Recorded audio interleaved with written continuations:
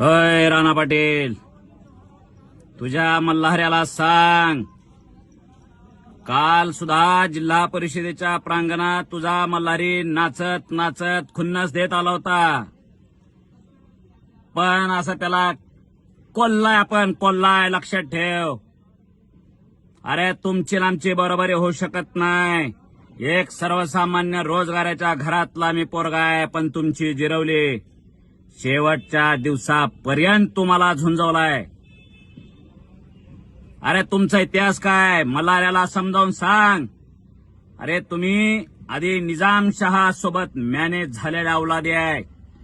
त्याच्यानंतर देशाला लुटून खाल्लेले, जिल्ह्याला लुटून खाल्लेल्याच्या औलादी तुम्ही आहे. आम्ही स्वातंत्र्यासाठी स्वतःच्या रक्ताची होळी खेळलेले लोक आहे, जेल भोगलेले लोक आहे. आमच्या वंशजांनी जेल भोगल्या, संपत्त्या भूदानात दान दिलेले आहेत. जरी मायबापाला आमच्या रोजगार करायची वेळ आलेली असली तर ह्या भारत भूमीवर प्रेम करायला शिकवलेले लोक आहे. आम्ही मॅनेज लोक नाही. काही लोक मॅनेज झालेले असतील तुझ्या पुढं, झुकलेले असतील तुझ्या पैशा पुढं, पण हा योगेश केदार शेवटपर्यंत माझ्या पक्षासाठी लढत राहिलाय.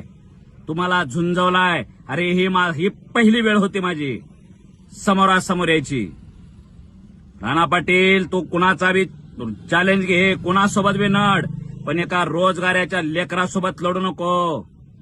पैशानं जरी माझी आज बरोबर नसली तरी नाव मी सुद्धा कमवलेलं आहे. देशाचं राजकारण जवळून बघितलेलं आहे. दिल्लीचं असेल, मुंबईचं असेल, राज्यात स्वतःचं नाव कमवलेलं आहे. मराठ्यांसाठी दिवस रात्र झटलेला आहे. की मराठ्याच्या औलादीसोबत तुझा लढाई लक्षात ठेव राणा पाटील. त्या मल्हाऱ्याला सांग, उद्यापर्यंत आज त्यानं ट्रोल केलेला आहे, उद्यापर्यंत थंड पड म्हणावं. नाहीतर फटक्यासोबत अरे हम नंगे को खुदा बेडरे म्हणतात. आम्ही नंग्यावर लक्षात ठेव.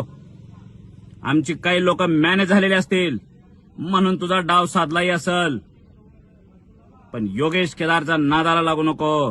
राणा पाटील, चॅलेंज आहे तुला. सांग, आज पण सांगतोय,